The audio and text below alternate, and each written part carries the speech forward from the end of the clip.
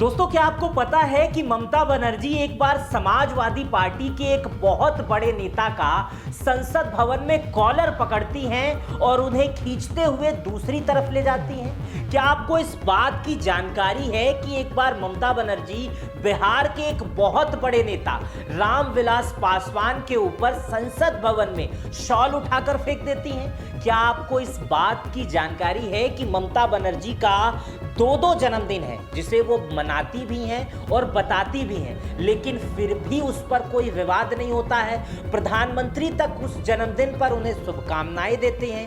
क्या आपको इस बात की जानकारी है कि ममता बनर्जी जब मुख्यमंत्री नहीं थी तो राइटर्स बिल्डिंग में वो प्रदर्शन कर रही थी और उस समय तब के मुख्यमंत्री ने ममता बनर्जी का बाल पकड़वाकर बाहर उन्हें कराया था और वहीं पर ममता बनर्जी ने कसम खाई थी कि मैं इस बिल्डिंग में एक दिन मुख्यमंत्री बनकर आऊंगी, और एक दिन वो सच होता है और ममता बनर्जी मुख्यमंत्री बन जाती हैं और उसी बिल्डिंग में जाकर शपथ लेती हैं। अगर ये कहानियां आपको नहीं पता है तो देश की इतनी स्ट्रांग महिला को आप नहीं जानते हैं। आज मैं ममता बनर्जी की बायोग्राफी लेकर आया हूं। चुनाव बंगाल में बहुत नजदीक है, इसलिए जेनजीज जो हैं वो ममता बनर्जी के बारे में खूब जानना चाह रहे हैं। उन्हीं जेनजीज के लिए मैं ममता बनर्जी की ये बायोग्राफी लाया हूं, जिसमें मैं भारत की सबसे गरीब स्ट्रांग लेडी की बायोग्राफी बताऊंगा भी और आपको समझाऊंगा भी कि कब क्या हुआ। साधारण सी सूती साड़ी और साधारण सा 100 रुपए वाला चप्पल पहनने वाली ममता बनर्जी की शुरुआत कहां से होती है?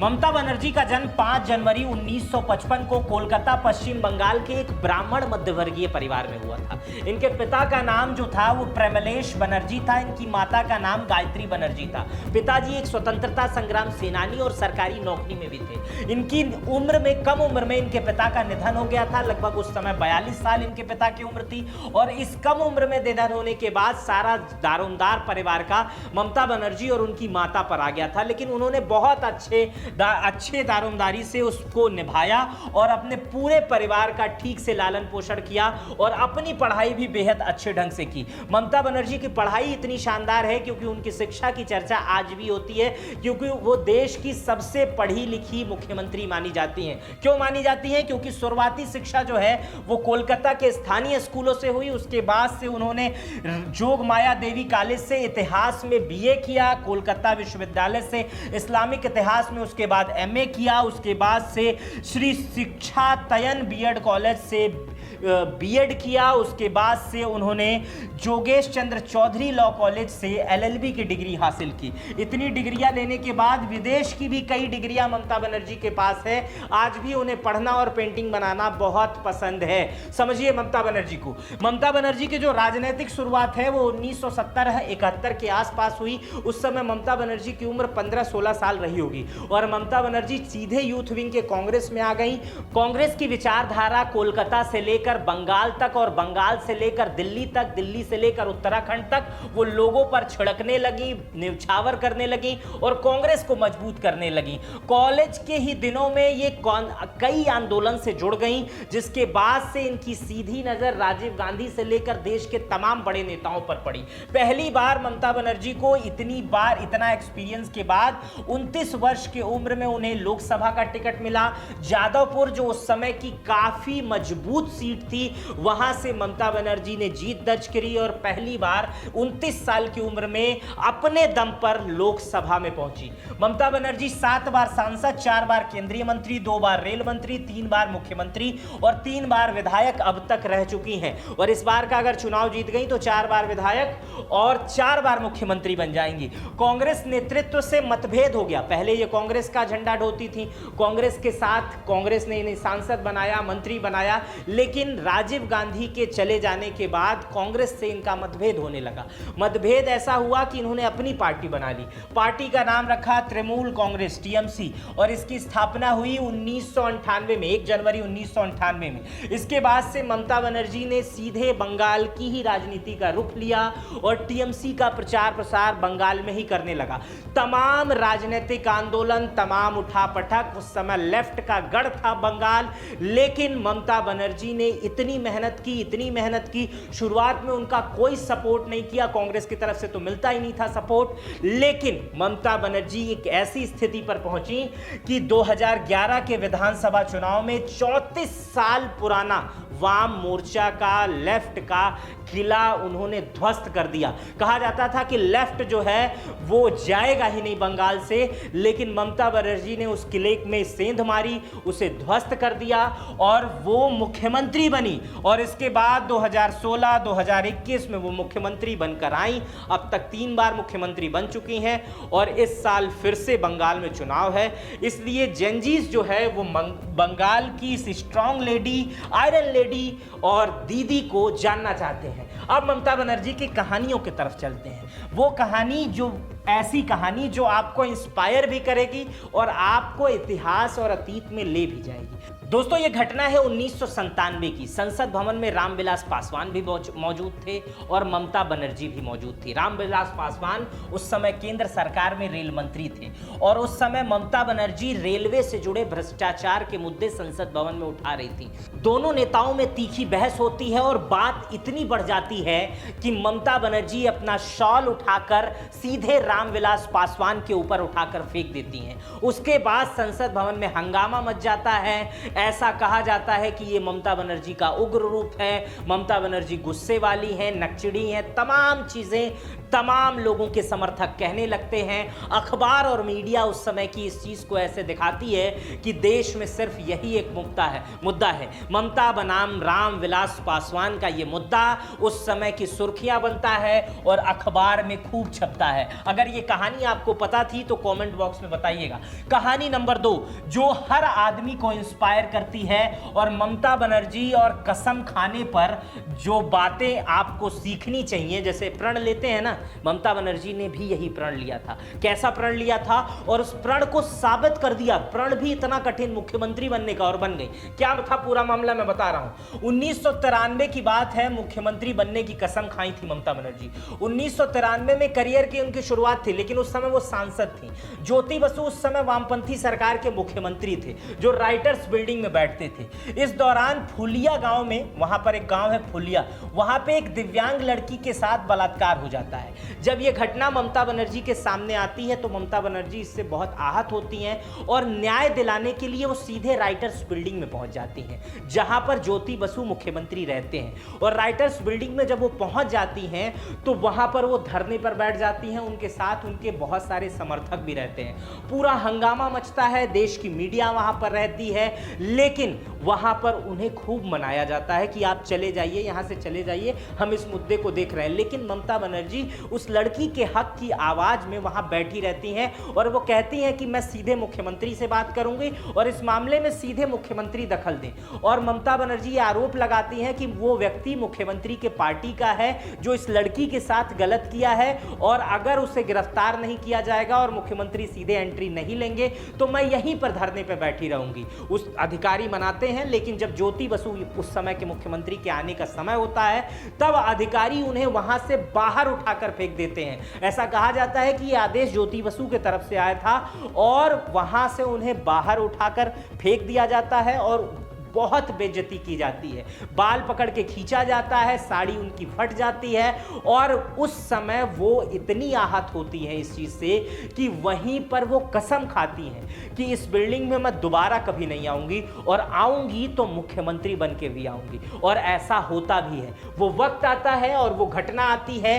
वो घटना होती है 20 मई 2011 की। पश्चिम बंगाल में ममता बनर्जी पहली बार मुख्यमंत्री की शपथ लेती हैं और इसी राइटर्स बिल्डिंग में मुख्यमंत्री बन के चली आती हैं। अब समझिए कि एक महिला 18 साल पहले ये कहती है कि मैं जो है कि यहाँ पर इसलिए आई हूँ न्याय दिलाने के लिए, और यहाँ से न्याय नहीं मिला तो मैं यहाँ पर तभी आऊँगी जब मैं यहाँ से न्याय कर सकूँ। सोचिए क्या कहानी है। और ममता बनर्जी इसीलिए आयरन लेडी, स्ट्रांग लेडी और दीदी इसीलिए शायद कहते हैं। बंगाल में दीदी का मतलब उसी को कहा जाता है जो महिला आपके सारे काम कर दे, उसी को दीदी कहते हैं। कहानी नंबर 3 की तरफ चलते हैं। कहानी नंबर 3, जयप्रकाश नारायण की बोनट पे चढ़कर ममता बनर्जी झंडा लहरा रही थी और उस समय की बात है, कह रही थी कि अगर ये मांग नहीं मानी गई ना तो मैं फांसी लगा लूंगी यहीं पे। सोचिए क्या उग्र रही होंगी ममता बनर्जी। और ये बात है 1975 की। 1975 में आपातकाल लगा हुआ था।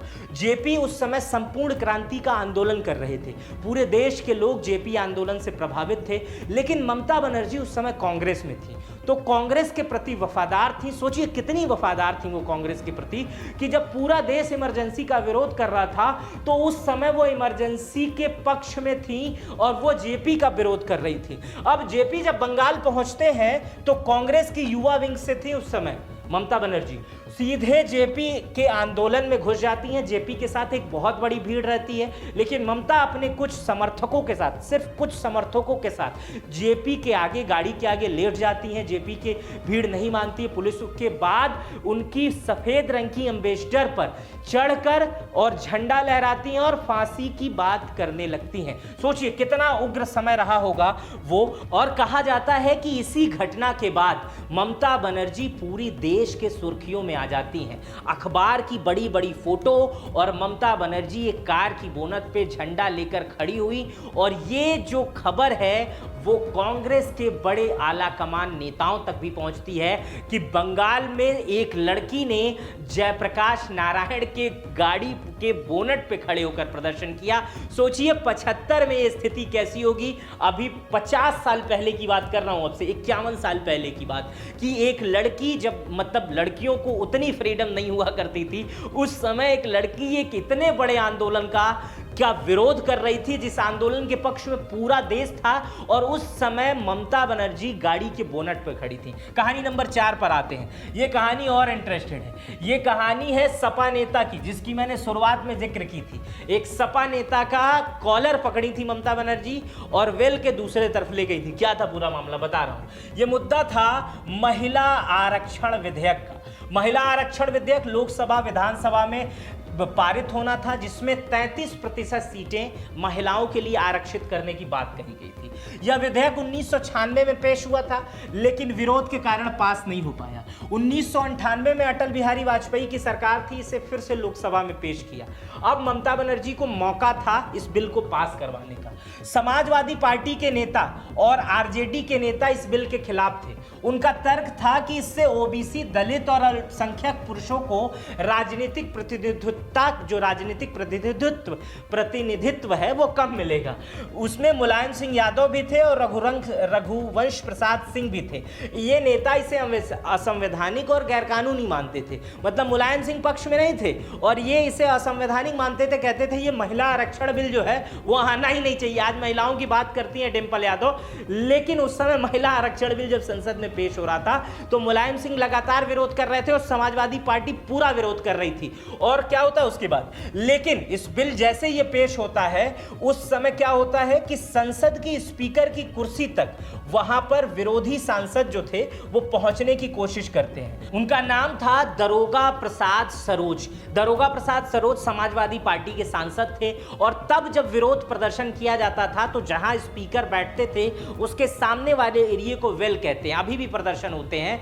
तब समाजवादी पार्टी और आरजेडी और सहित तमाम सांसद आगे जाने की कोशिश करते हैं, वेल में घुसने की कोशिश करते हैं। ममता बनर्जी को उस समय लगता है कि अगर ये लोग वेल में चले गए, स्पीकर की कुर्सी के पास चले गए, कुछ हो हंगामा कर दिए तो ये बिल फिर से लटक जाएगा, ये बिल अभी पास हो सकता है। उसके बाद से ममता बनर्जी दौड़ के आगे गई और उस समय सबसे आगे दरोगा प्रसाद सरोज थे। उनका कॉलर पकड़ी और वेल के दूसरे तरफ ले आई। जब ये घटना हुई तो सारे सांसद हैरान थे कि ये नई घटना कहां से हो गई, ये नई लड़की कहां से आ गई। ममता बनर्जी बनर्जी तो थी, वो महिलाओं की समर्थक थी, वो ये चाह रही थी कि ये आरक्षण बिल पेश हो ताकि महिलाओं को और भी संसद भवन में आने का मौका मिले। लेकिन मुलायम सिंह यादव उस समय ये नहीं चाह रहे थे। इसी वजह से उन्होंने दारोगा प्रसाद सरोज का कॉलर पकड़ा और संसद में बेल से इधर से उधर ले गई। ये कहानी आज भी पढ़ी और बताई जाती है और लोग इससे सोचते हैं कि ममता बनर्जी उस समय कितनी उग्र हुआ करती थी। आज भी ममता बनर्जी उतनी ही उग्र है, उम्र के एक बड़े पड़ाव पर हैं, लेकिन जब भी वो भाषण देती हैं या पैदल चलती हैं तो उनके पीछे एक सिस्टम है। लाखों लोग पीछे चलते हैं, हजारों लोग पीछे चलते हैं और लगातार वो लोगों को संबोधन करती हैं, बातचीत करती हैं, सीधे जनता से संवाद करती हैं, सुरक्षा घेरे के बावजूद लोगों से मिलती हैं और उनका स्टाइल, उनका जो तरीका है वो अन्य नेताओं से बहुत अलग है। अब चलते हैं कहानी नंबर 5 पे, ममता बनर्जी के 2 जन्मदिन पर। अब आप ये सोचते होंगे कि नेताओं के जन्मदिन पर सर्टिफिकेट पर कितनी कंट्रोवर्सी होती है, लेकिन ममता बनर्जी ये बात खुलकर कहती हैं कि मेरा 2 जन्मदिन है। इसको अपनी उन्होंने किताब में भी लिखा है, लेकिन कोई कंट्रोवर्सी नहीं होती है। पीएम मोदी उन्हें खुद बधाई देते हैं। अब इसके पीछे क्या कारण है मैं बता रहा हूं। ममता बनर्जी का जो जन्म है वो 5 जनवरी 1955 को जो हुआ था वो एक नकली जन्मदिन है, लेकिन सर्टिफिकेट में यही दर्ज है। यह उनकी असल उम्र से भी 5 साल ज्यादा है। मतलब जो जन्मदिन अभी 55 का मनाया जाता है वो उनकी असल उम्र से 5 साल ज्यादा है। इसके हिसाब से ममता बनर्जी की जो जन्म है वो लगभग 1960 में हुआ था, 1960 में। लेकिन उनका जन्म जो है वो पहले दिखाया जाता है। किस कारण से दिखाया जाता है मैं बताता हूं। ममता बनर्जी अपनी किताब द अनक्रेडिबल मेमोरीज में लिखती हैं कि इसके पीछे का सच ये है, उनकी मां ने मुझे बताया कि स्कूल में फाइनल परीक्षा के दौरान मैं 15 साल की थी, 15 साल की नहीं थी। कम उम्र होने के चलते मैं परीक्षा में बैठने में अयोग्य करार दी जाती, इसलिए पिताजी ने जन्म की फर्जी तरीके से उम्र दर्ज कराकर समस्या का हल निकाल दिया।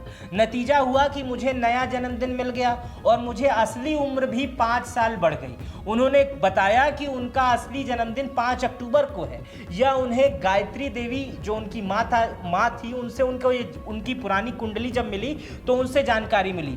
उनकी माँ जो बताती हैं कि उनका जन्मदिन दुर्गा अष्टमी के दिन मनाती थी और जिस दिन ममता बनर्जी का जन्मदिन था उस दिन बहुत बारिश होती थी। ममता ने यह भी लिखा है कि 5 जनवरी को सभी उन्हें जन्मदिन की बधाई देते हैं, लेकिन उन्हें अच्छा नहीं लगता है क्योंकि असल में उनका जन्मदिन जो है वो 5 अक्टूबर को है, दुर्गा अष्टमी के दिन, और उस दिन खूब बारिश हो रही थी। तो ये ममता बनर्जी से रिलेटेड 5 कहानियां मैंने बताई, उनकी बायोग्राफी बताई। ये आपको कितना पसंद आया मुझे कमेंट बॉक्स में बताइएगा। मेरा नाम मित्र प्रकाश है। इस तरह की कौन सी बायोग्राफी और आप जानना चाहते हैं वो भी कमेंट बॉक्स में लिखिएगा। अपना बेहद ख्याल रखिएगा। बहुत बहुत शुक्रिया।